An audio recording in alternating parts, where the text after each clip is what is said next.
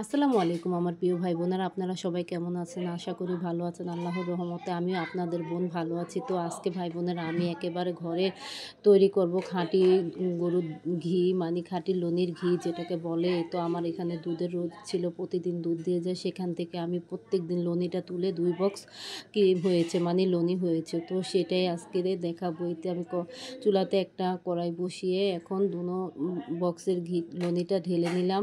এখন আস্তে আস্তে জাল করে দুধটা শুকালে, ননিটা শুকালে তো আস্তে আস্তে আমার ঘিটা হয়ে যাবে। ঘিটা খুব সুন্দরভাবে ঘিটা তুলে আসবে। এখন আমার ঘিটা সুন্দরভাবে হয়ে গেছে। এই তো আমার ঘিয়ের ফাইনাল লুক ভাই বোনেরা। এখন একটা পরিষ্কার পাত্র নিয়ে, কাচের বয়ম নিয়ে, যেটাতে ঘিটা আমি সারা বছর সংরক্ষণ করে রাখতে পারবো, সেখানে ঢেলে নিব। এই তো আমার ঘিটা আমি ঢেলে নিচ্ছি এখন। এই ঘিটা আমি সারা বছর রেখে খেতে পারবো। এই ঘিটা গ্রানটা খুব সুস্বাদু হয়েছে, ঘিটার কালারটাও। আসসালামু আলাইকুম ভাই বোনেরা, এই তো আমার ঘিয়ের ফাইনাল লুক। ভালো লাগলে কমেন্ট করবেন। আসসালামু আলাইকুম।